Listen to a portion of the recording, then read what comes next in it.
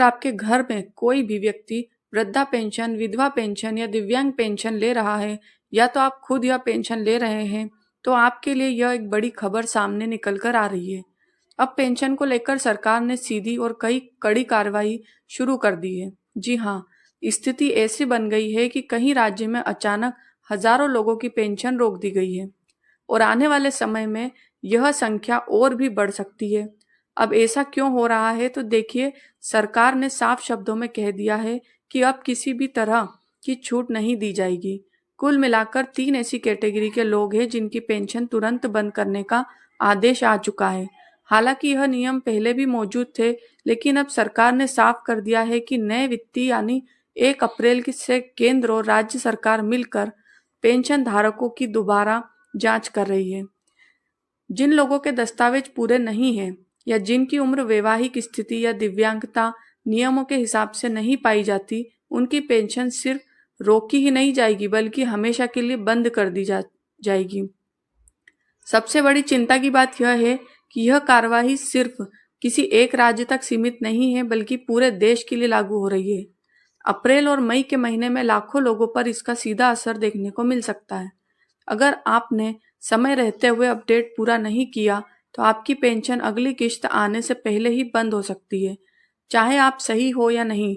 इसीलिए यह वीडियो बिल्कुल भी स्किप मत करना, क्योंकि आगे हम आपको साफ साफ बताएंगे कि किन 3 तरह के लोगों की पेंशन अब बंद होने वाली है, किन गलतियों की वजह से लोग जांच में पकड़े जा रहे हैं।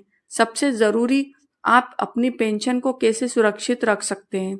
इसके साथ ही आप किसी राज्य में रहते हैं और अभी आपको हर महीने कितनी पेंशन मिलती है, नीचे कमेंट करके ज़रूर बताइए, ताकि बाकी लोगों को भी अंदाज़ा हो सके कि किस राज्य में कितना लाभ मिल रहा है। अगर आप चाहते हैं कि ऐसी ज़रूरी जानकारी आपको समय पर मिले तो आप इस चैनल को सब्सक्राइब ज़रूर कर लें। तो चलिए अब हम शुरुआत करते हैं कि सबसे पहले बात करते हैं विधवा पेंशन की, क्योंकि इसी श्रेणी में सबसे ज़्यादा गड़बड़ी सामने आई है। जांच के दौरान सरकार को यह पता चला है कि कई महिलाएं जिनकी विधवा पेंशन चालू थी, उन्होंने बाद में दूसरी शादी कर ली, लेकिन इसके बावजूद उन्होंने अपनी पेंशन बंद नहीं करवाई। जबकि नियम क्या कहता है कि जैसे ही दूसरी शादी होती है, विधवा पेंशन का अधिकार खत्म हो जाता है। इसके साथ ही यह भी आप समझ लीजिए कि अब सरकार सिर्फ पेंशन रोकने तक सीमित नहीं है, बल्कि यह भी देखा जा रहा है कि अब तक गलत तरीके से कितनी रकम ले ली गई है। कई जगहों पर पैसे की वसूली और कानूनी कार्रवाई की भी तैयारी चल रही है। इसीलिए जिन महिलाओं ने दोबारा शादी कर ली है, उनके पास अब यही आखिरी मौका है कि समय रहते अपनी जानकारी सही करवा लें, नहीं तो आगे बड़ी परेशानी आपको हो सकती है। अब दोस्तों, अगला और बेहद संवेदनशील मामला दिव्यांग पेंशन को लेकर है। यहाँ भी सरकार ने नियमों को सख्त कर दिया है। अब केवल वही लोग इसके पात्र होंगे जिनके मेडिकल बोर्ड द्वारा जारी वेद पत्र हैं और जिनकी दिव्यांगता तय प्रतिशत कम से कम, कई राज्यों में सीमा 40% रखी गई है।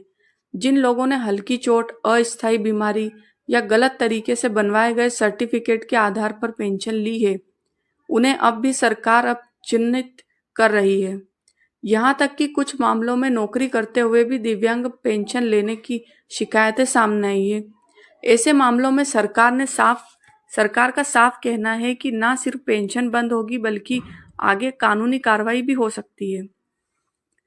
अब बात करते हैं वृद्धा पेंशन की, जहां सबसे ज्यादा सख्ती उम्र को लेकर की गई है। सरकार ने साफ कर दिया है कि अब उम्र का प्रमाण सिर्फ आधार कार्ड से नहीं माना जाएगा।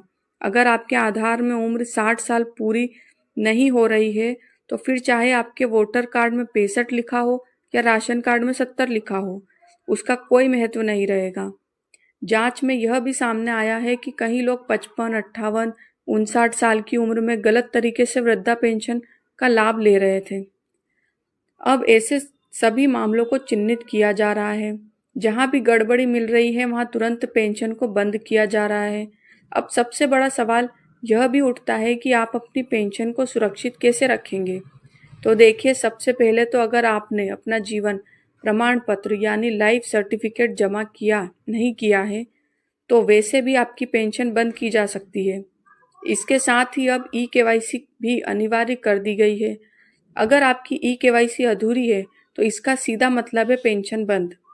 हालांकि इन सख्त नियमों के बीच एक राहत की खबर भी है। कई राज्यों में पेंशन की रकम पहले ही बढ़ाई जा चुकी है। अब नए वित्तीय वर्ष की शुरुआत के बाद इसे और बढ़ाने की चर्चाएं भी चल रही है। लेकिन ध्यान रखने वाली बात यह है कि बढ़ी हुई पेंशन सिर्फ उन्हीं लोगों को मिलेगी जो जांच में पूरी तरह सही पाए जाएंगे, जिनके सभी दस्तावेज अपडेट हो और सही होंगे। इसके अलावा एक और जरूरी मुद्दे जो कि समय समय पर उठता रहता है। देश के अलग अलग राज्यों में पेंशन की रकम अलग अलग दी जा रही है और जैसे देश में वन नेशन वन राशन लागू है, वैसे ही वन नेशन वन पेंशन भी लागू किया जाए।